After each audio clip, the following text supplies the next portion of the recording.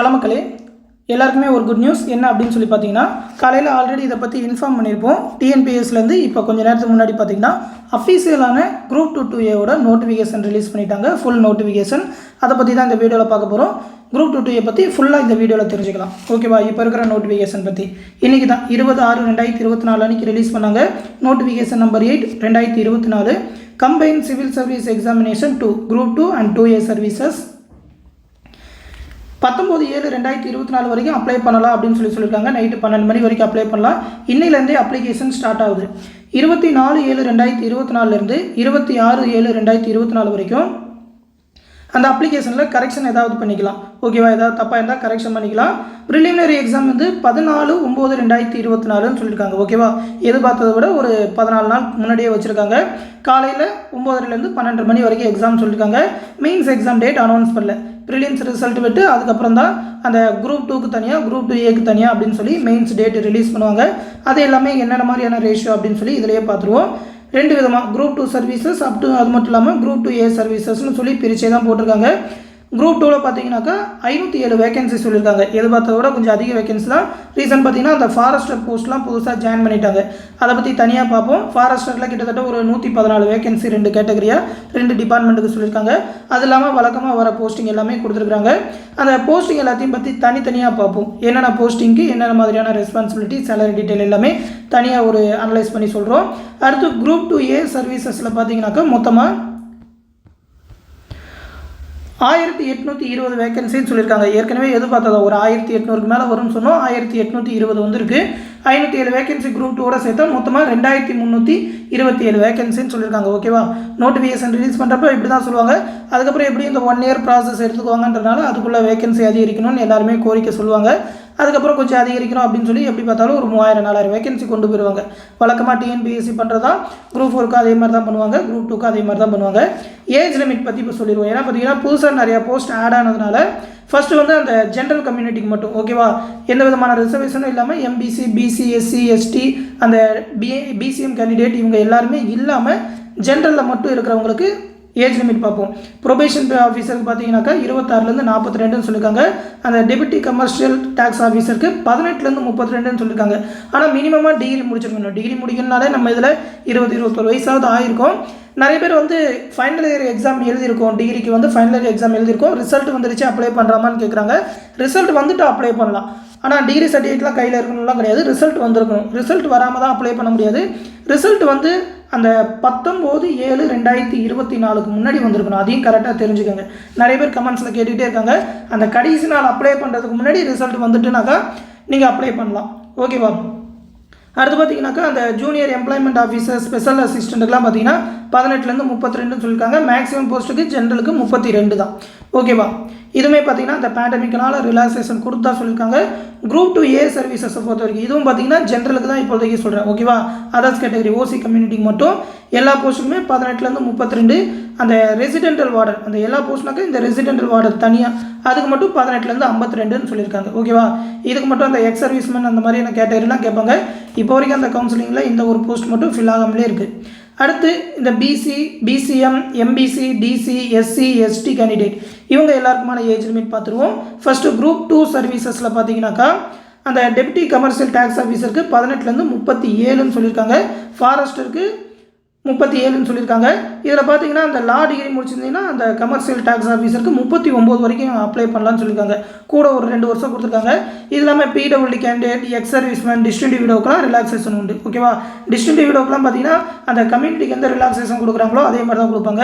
PWD கேண்டிடேட்னா extra 10 வருஷம் relaxation கொடுப்பாங்க எல்லா போஸ்ட்டுக்குமே. அது இல்லாமல் அந்த குரூப் 2லேயே வர probation officer, sub register grade 2 மற்ற எல்லா போஸ்டிங் இந்த 2 விதமான போஸ்டிங் இல்லாமல் மற்றதுக்கெல்லாம் பார்த்தீங்கன்னா நோ மேக்ஸிமம் ஏஜ் லிமிட் தான். 59-60 வயசு வரைக்குமே நீங்கள் அப்ளை பண்ணலாம். மேக்ஸிமம் போஸ்ட்டுக்கு 60 வயசு வரைக்குமே அப்ளை பண்ணலாம் தான் சொல்லியிருக்காங்க. அதனால் ஏஜ் லிமிட்டை பற்றிலாம் கவலைப்படாதீங்க. நீங்கள் ஜென்ரல் அந்த ஓசி கம்யூனிட்டியாக இல்லாமல் டிகிரி முடிச்சிருந்தீங்கனாலே நீங்கள் 60 வயசு வரைக்குமே அப்ளை பண்ணலாம். ஏஜ் பற்றிலாம் எந்த கவலையும் கிடையாது. இதுவே குரூப் 2A சர்வீசஸில் அந்த கம்யூனிட்டி ரிசர்வேஷன் இருக்கிறவங்க பிசி, எம்பிசி, எஸ்சி, எஸ்டி கேண்டிடேட்டுக்கு பார்த்தீங்கன்னாக்கா எல்லா போஸ்ட்டுக்குமே நோ மேக்ஸிமம் ஏஜ் லிமிட் தான். 18 வயசுலேருந்து 59-60 வயசு வரைக்குமே அப்ளை பண்ணலாம். இந்த ரெசிடென்டல் வார்டனுக்கும் நோ மேக்ஸிமம் ஏஜ் லிமிட் தான் சொல்லியிருக்காங்க. இதுக்கு செப்பரேட்டாக ஒரு காலம் போட்டுக்கவே தேவையில்ல. 18 வயசுலேருந்து 60 வயசு வரைக்குமே நீங்கள் அப்ளை பண்ணலாம். குரூப் 2A சர்வீசஸில் வர எல்லா போஸ்டிங்க்குமே. அடுத்து எஜுகேஷன் குவாலிஃபிகேஷன் பார்ப்போம். இதில் பார்த்தீங்கன்னா குரூப் 2 அப்படின்னு சொன்னாலே டிகிரி தான். மேக்ஸிமம் போஸ்ட்டுக்கு டிகிரி தான்.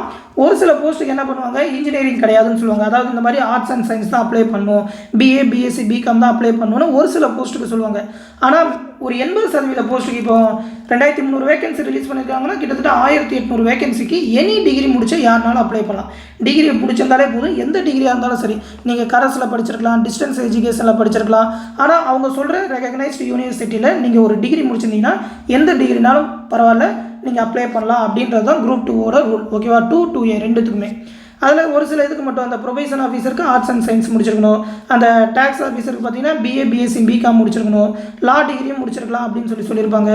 அந்த அசிஸ்டன்ட் இன்ஸ்பெக்டர்லாம் பார்த்தீங்கன்னாக்கா ஏதாவது ஒரு டிகிரி தான் சொல்லியிருக்காங்க. அந்த ஜூனியர் எம்ப்ளாய்மெண்ட் ஆஃபீஸருக்குலாம் ஆர்ட்ஸு சயின்ஸு காமர்ஸ் சொல்லியிருக்காங்க. அதாவது இன்ஜினியரிங் கேண்டிடேட் அந்த மாதிரி போஸ்ட்டுக்கு அப்ளை பண்ண முடியாது. ஓகேவா? சப் ரெஜிஸ்டர் கிரேட் 2க்கு ஏதாவது ஒரு டிகிரி தான். ஸ்பெஷல் அசிஸ்டண்ட்டுக்கு டிகிரி முடிச்சிருக்கணும். கூடவே அந்த டெக்னிக்கல் எக்ஸாமினேஷன் டைப் ரைட்டிங்கில் போத் இங்கிலீஷ் அண்ட் தமிழ் முடிச்சிருக்கணும்னு சொல்லியிருப்பாங்க. இதுவே ஃபாரஸ்டருக்குன்னு பார்த்தீங்கன்னாக்கா ஏதாவது ஒரு பேச்சுலர் டிகிரி, அப்படி இல்லைனாக்கா அதாவது ஏதாவது பேச்சுலர்னா சயின்ஸில் இன்ஜினியரிங் முடிச்சிருக்கணும்னு சொல்லியிருக்காங்க. என்னென்ன டிபார்ட்மெண்ட்டுன்னு கொடுத்துருக்காங்க பாருங்கள். அதில் இன்ஜினியரிங்கில் ப்ராக்கெட்டில் போட்டே கொடுத்துருப்பாங்க, all engineering subject including agriculture engineering.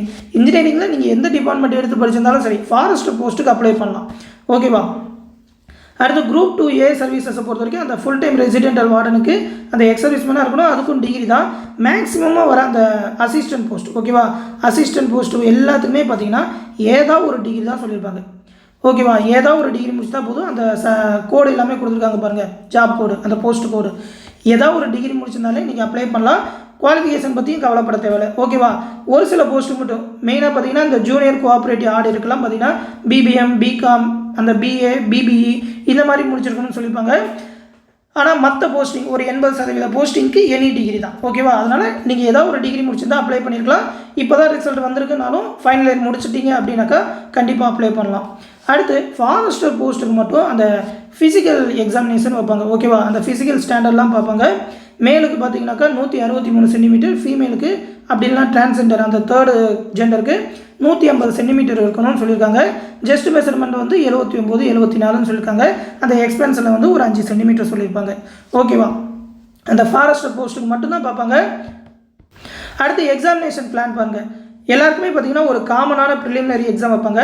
அதுக்கப்புறம் அதுலேருந்து ஷார்ட் லிஸ்ட் பண்ணி இப்போ 507 போஸ்டிங் சொல்லியிருக்காங்களா, 507 போஸ்டிங்கில் 1:10 அப்படின்னு சொல்லி செலக்ட் பண்ணி ஒரு 5070 பேரை மெயின்ஸ் எக்ஸாம் அந்த குரூப் 2 சர்வீசஸ்க்கு எழுத சொல்லுவாங்க. அந்த போஸ்ட்டுக்கு குவாலிஃபைங்காக இருக்கிற மாதிரி ஆளை செலக்ட் பண்ணி மெயின்ஸ் எக்ஸாம் எழுத சொல்லுவாங்க. மற்ற எல்லாருக்குமே அந்த குரூப் 2A சர்வீசஸ்க்கு அதுக்கப்புறம் மெயின்ஸ் எக்ஸாம் வைப்போம் அப்படின்ற மாதிரி தான் சொல்லியிருக்காங்க. இந்த பிளான் எல்லாமே ஆல்ரெடி சொல்லிட்டாங்க. அதை பற்றி எல்லாமே எக்ஸ்பிளைன் பண்ணியிருக்கோம். அந்த ப்ரிலிம்ஸ் எக்ஸாமை பொறுத்த வரைக்கும் ஜென்ரல் ஸ்டடீஸ்லேருந்து 75 கொஸ்டின், ஆப்டிலேருந்து 25, எஸ்எஸ்எல்சி ஸ்டாண்டர்டில் Tamil eligibility come scoring test அதுலேருந்து பார்த்தீங்கன்னா 100 கொஸ்டின் அப்படின்னு சொல்லி மொத்தமாக 200 கொஸ்டின் கேட்பாங்க. 3 மணி நேரம் எக்ஸாம் OMR முறையில் தான் நடக்கும். எல்லா டிஸ்ட்ரிக்ட்லையுமே எக்ஸாம் சென்டர் இருக்கும். சிங்கிள் பேப்பர் தான். ஓகேவா? அடுத்து மெயின்ஸ் எக்ஸாம் குரூப் 2க்கு பார்த்தீங்கன்னா Tamil eligibility test, general studies ரெண்டுமே பார்த்தீங்கன்னா டிஸ்கிரிப்டிவ் டைப். ஓகேவா? இது வந்து 100 மார்க்குக்கு கணக்கில் எடுத்துக்க மாட்டாங்க. இந்த ஜென்ரல் ஸ்டடீஸை மட்டும் தான் கணக்கில் எடுத்துக்குவாங்க. 300 மார்க்குக்கு எக்ஸாம் இருக்கும். அடுத்து குரூப் 2A சர்வீசஸோட மெயின்ஸ் எக்ஸாம் பேப்பர் 1 பார்த்தீங்கன்னா தமிழ் எலிஜிபிலிட்டி தான். இது மட்டும் தான் பார்த்தீங்கன்னா டிஸ்கிரிப்டிவ், அதாவது அந்த கடிதம் எழுதுதல், Tamil to English translation, English to Tamil translation அந்த மாதிரி தான் ஒரு திருக்குறள் ரிலேட்டட் தான். அதுலேருந்து ஒரு 100 மார்க்குக்கு கொஸ்டின் வரும். அடுத்து பார்ட் 2 தான் ஸ்கோரிங்கில் எடுத்துக்குவாங்க. அதில் பார்த்தீங்கன்னா ஜென்ரல் ஸ்டடீஸ் ரீசனிங் கேட்பாங்க. ரீசனிங்லேருந்து ஒரு 20 டாபிக் கிட்ட கொடுத்துருக்காங்க. சிலபஸ் எல்லாமே ஆல்ரெடி பார்த்துட்டோம். லாங்குவேஜ்லேருந்து பார்த்தீங்கன்னாக்கா ஒரு 60 கொஸ்டின் அப்படின்னு சொல்லி மொத்தமாக 200 கொஸ்டின். இது வந்து அப்ஜெக்டிவ் டைப் தான். ஓகேவா?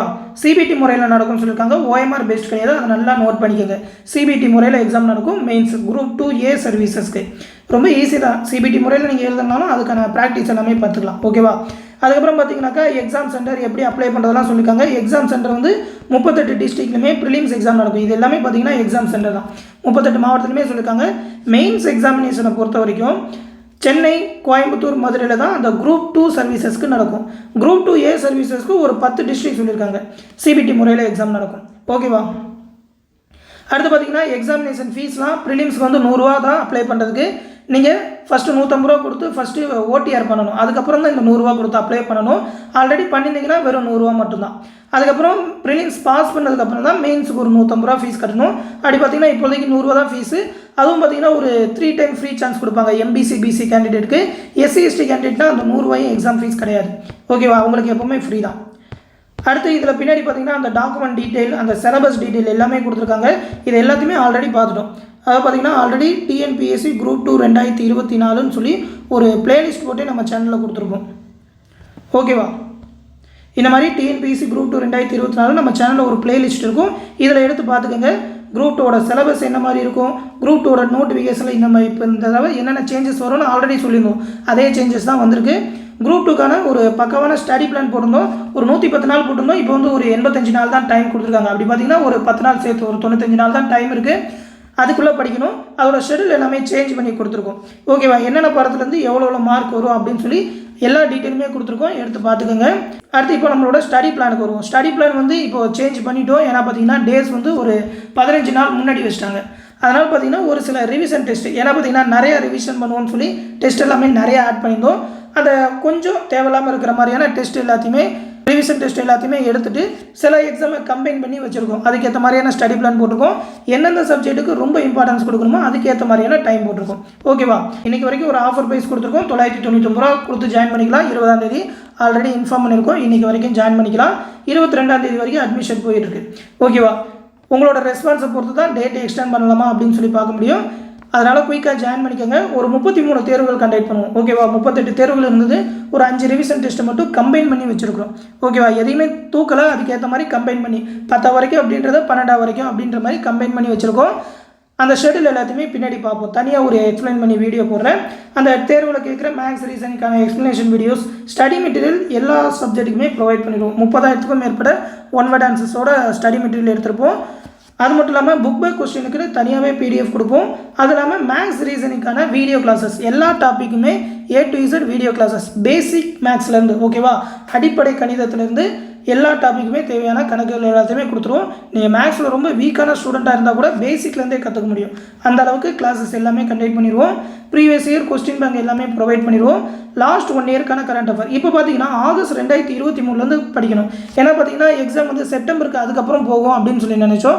ஆனால் அவங்க செப்டம்பர் பாதியிலே வைக்கிறாங்க. அப்படின்றப்ப ஆகஸ்ட் பாதியிலேயே கொஸ்டின் பேப்பர்லாம் எடுத்துருவாங்க. அப்படி பார்த்தீங்கன்னா ஆகஸ்ட் மந்த் கரண்ட் அஃபேர் எடுக்கிறது கஷ்டம். ஆகஸ்ட் 2024 வரது கஷ்டம்.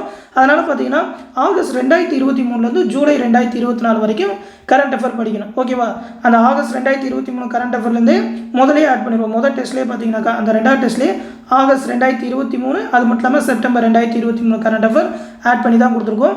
எல்லாமே மந்த்லி கரண்ட் அஃபேராகவே ப்ரொவைட் பண்ணிடுவோம். ஓகேவா, ஆனால் பேட்ச் ஸ்டார்ட் பண்ணுறதுல எந்த விதமான டிலேவும் இருக்காது.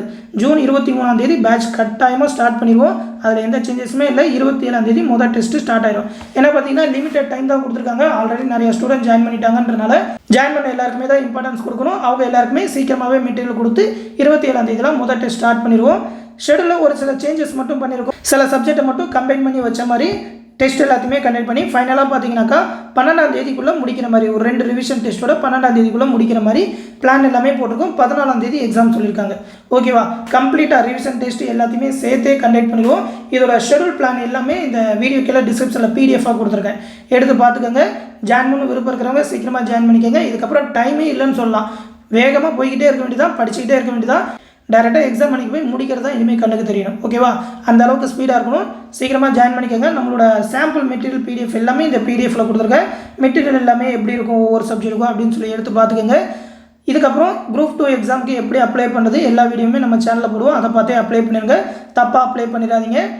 குரூப் 2 பற்றின A to Z இன்ஃபர்மேஷன் நம்ம சேனலில் வரும். அதை எல்லாத்தையுமே தொடர்ந்து தெரிஞ்சுக்க மறக்காமல் நம்ம சேனலையும் சப்ஸ்கிரைப் பண்ணி ஃபாலோ பண்ணிக்கோங்க.